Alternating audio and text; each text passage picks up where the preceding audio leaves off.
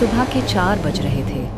पूरी ट्रेन में सन्नाटा था, लेकिन जैसे ही गार्ड ने कोच नंबर S7 का दरवाज़ा खोला, उसकी चीख निकल गई, क्योंकि सामने एक नहीं बल्कि 3 लाशें पड़ी थीं।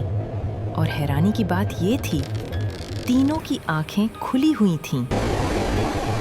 ये कोई पहली बार नहीं था। पिछले 2 सालों से बिहार से गुजरने वाली इस पैसेंजर ट्रेन में हर अमावस्या की सुबह किसी न किसी कोच से एक लाश मिलती ही थी। कभी मजदूर, कभी साधु, तो कभी बिल्कुल आम यात्री। पुलिस ने इसे एक्सीडेंट कहा, लेकिन सच्चाई इससे कहीं ज्यादा डरावनी थी।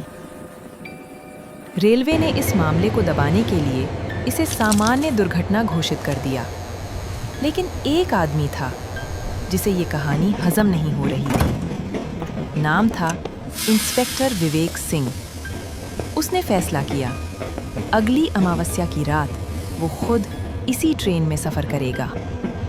अमावस्या की रात ट्रेन जैसे ही जंगल वाले इलाके में पहुंची, अचानक लाइट्स भड़कने लगी। यात्रियों को अजीब सी घबराहट होने लगी। तभी 7 कोच से किसी के रोने की आवाज आने लगी। लेकिन जब विवेक ने दरवाजा खोला, वहां कोई नहीं था, सिर्फ फर्श पर खून के निशान। जैसे ही ट्रेन अगले स्टेशन पर रुकी, एक और लाश मिली। वही पैटर्न, वही खुली आंखें। तभी एक बूढ़े टीटी ने कांपती आवाज में कहा, साहब, ये ट्रेन शापित है।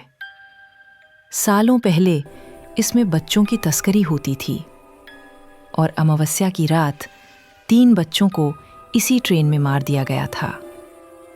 विवेक को सच्चाई समझ में आ गई। ये आत्माएं बदला नहीं ले रही थीं, वो इंसाफ ढूंढ रही थीं। जितनी भी लाशें मिली थीं, सब उसी तस्करी रैकेट से जुड़े लोग थे। ड्राइवर, गार्ड और कुछ यात्री भी। केस बंद कर दिया गया।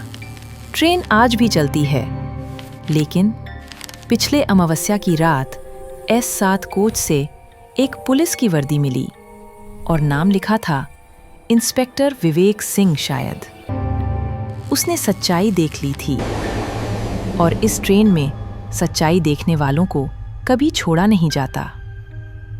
अगर आपको अमावस्या की रात इस रूट की ट्रेन में सफर करना पड़े, तो बस एक बात याद रखना, S7 कोच में कभी मत बैठना।